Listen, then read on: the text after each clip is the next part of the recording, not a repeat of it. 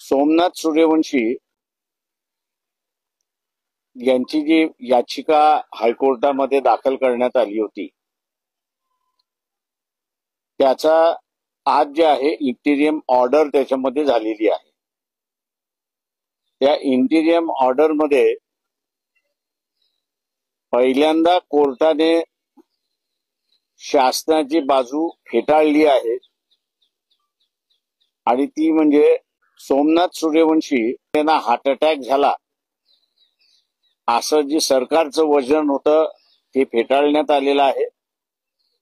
मॅजिस्ट्रेल report जो आहे तो मॅजिस्ट्रेल रिपोर्ट ग्राह्य धरण्यात आलेला आहे आणि कस्टोडियल डेथ झालेला आहे हे त्याच्यातलं मान्य करण्यात आलेलं आहे।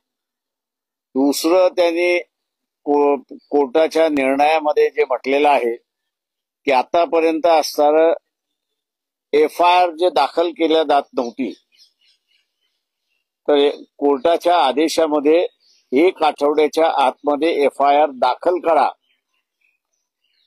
आणि FIR चा जो आधार आहे तो सोमनाथ सूर्यवंशी यांच्या आईचा जो अर्ज आहे त्यालाच आधार धरून FIR दाखल झाला पाहिजे असं नमूद करण्यात आलेलं आहे।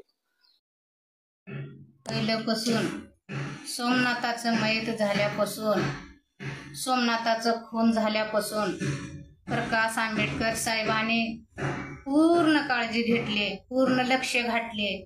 स्वतः त्याने पोट घालून कोर्टामध्ये स्वतः लढले आंबेडकर साहेब, म्हणून आज मला न्याय भेटला कोर्टापासून। कोर्टाला पण माझा धन्यवाद आणि साहेबाला पण माझा धन्यवाद।